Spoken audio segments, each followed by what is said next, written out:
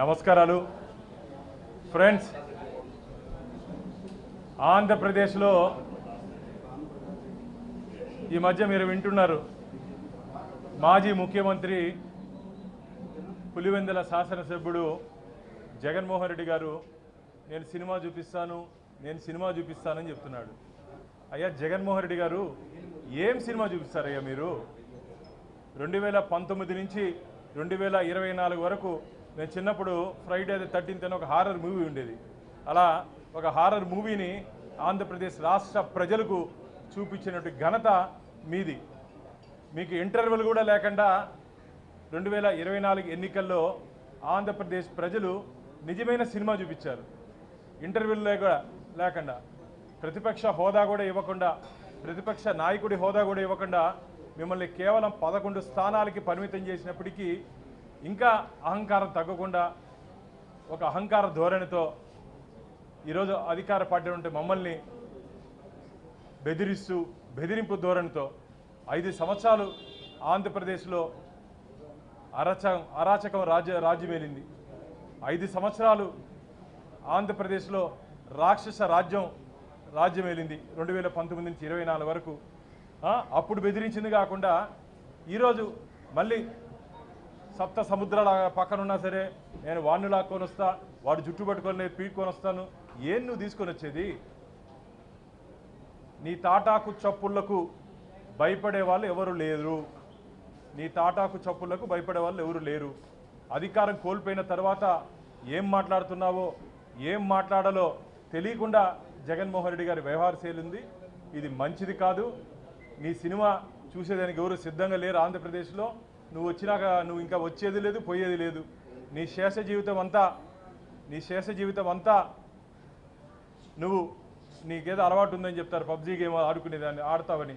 ఆ PUBG game ఆడుకునేదో లేకపోతే ఇంట్లో 70mm సినిమా చూసుకునేదో దానికి నీ శేష జీవితం అంతా సరిపోతుంది తప్ప నువ్వేమీ సినిమా చూపించే అవకాశం లేదని చెప్పి మేము తీవ్రంగా జగన్మోహన్ రెడ్డిని హెచ్చరిస్తూ, అధికారులు నిన్ను నమ్మి గతంలో IAS అధికారులు జైలుకి వెళ్ళడం జరిగింది మీ తండ్రి గారి హయాంలో. మళ్ళీ ఈరోజు IAS IPSలు అందరిని కలిపి నువ్వు కట్టకట్టి జైలుకి పంపిస్తున్నావు.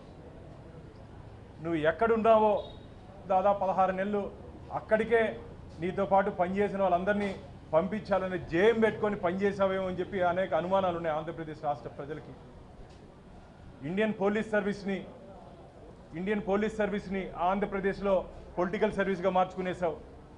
ఇండియన్ అడ్మినిస్ట్రేటివ్ సర్వీస్ని ఆంధ్రప్రదేశ్లో 2019 నుంచి 24 వరకు నీ అధికార పార్టీ సర్వీస్గా మార్చుకునేసావు.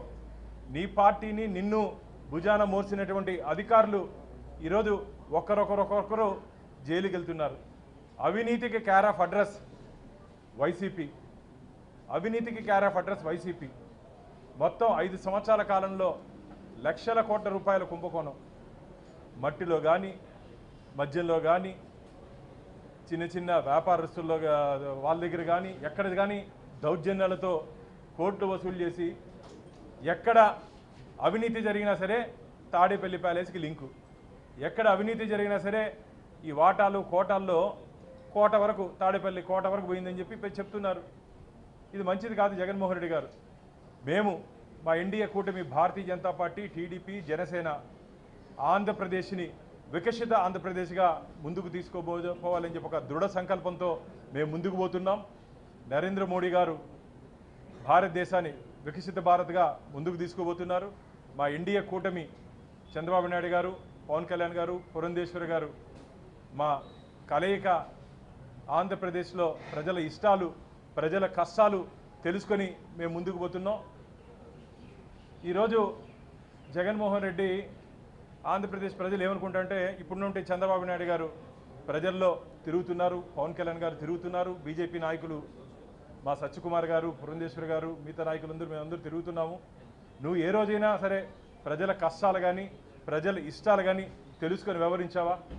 నువ్వు ఈరోజు మా పాలన గురించి, మా పరిపాలన గురించి నువ్వు మాట్లాడే నైతిక హక్కు కూడా నువ్వు కోల్పోయావు జగన్మోహన్ రెడ్డి గారు. నువ్వు నీ మంది మార్బలం ఎంతసేపు ప్రతిపక్షాలని, పత్రికల్ని, ప్రజల్ని ఇబ్బంది పెట్టడానికే నీ 5 సంవత్సరాల కాలం గడిచిపోయింది. ఈరోజు మేము వచ్చిన తర్వాత దాదాపు ఇంకొక 4-5 రోజుల్లో ఒక ఏడాది పూర్తి చేసుకుంటున్నాం. నువ్వు చేసినటువంటి విధ్వంసాన్ని ట్రాక్ మీద పెట్టడానికే మాకు ఏడాది పట్టింది. ఆంధ్రప్రదేశ్ని అప్పుల ప్రదేశ్గా, అరాచక ప్రదేశ్గా, అవినీతి ప్రదేశ్గా, మధ్యాంధ్రప్రదేశ్గా, చివరికి గంజాయి ప్రదేశ్గా మార్చినటువంటి ఘనత కూడా నీకే కదా జగన్మోహన్ రెడ్డి గారు. నువ్వా ఈరోజు మా గురించి, మా పరిపాలన గురించి విమర్శించేది? కాబట్టి నీకు మిగిలినటువంటి ఆ 11 స్థానాలు కూడా రాబో రోజుల్లో నీకు దక్కే అవకాశమే లేదు. ఇప్పటికే మద్యం విషయంలో కానీ, ఇసుక విషయంలో కానీ, మిగతా మీ ప్రభుత్వంలో చేసినటువంటి అన్ని అవకతవకల మీద నిష్పక్షపాతంగా నీ మాదిగా కక్ష సాధింపు ధోరణితో పనిచేసే ప్రభుత్వం మాది కాదు. మళ్ళీ చెప్తున్నా, నిష్పక్షపాతంగా చట్ట పరిధిలో విచారణ జరిపి చట్ట పరిధిలోనే మేము శిక్షిస్తామే తప్ప నీ మాదిగా వ్యక్తిగత కక్షతో పనిచేసే ప్రభుత్వం మాది కాదని చెప్పి జగన్మోహన్ రెడ్డిని తీవ్రంగా హెచ్చరిస్తూ, నీ శేష జీవితం సినిమాలకే సరిపోతుందే తప్ప నిజమైన సినిమా నువ్వు మాకేమీ చూపించే అవకాశమే లేదు. మేమైతే ఆంధ్రప్రదేశ్ రాష్ట్ర ప్రజల కోసం సీమాంధ్రాని స్వర్ణాంధ్ర చేయాలని చెప్పి ఒక దృఢ సంకల్పంతో మేము ముందుకు పోతున్నాం.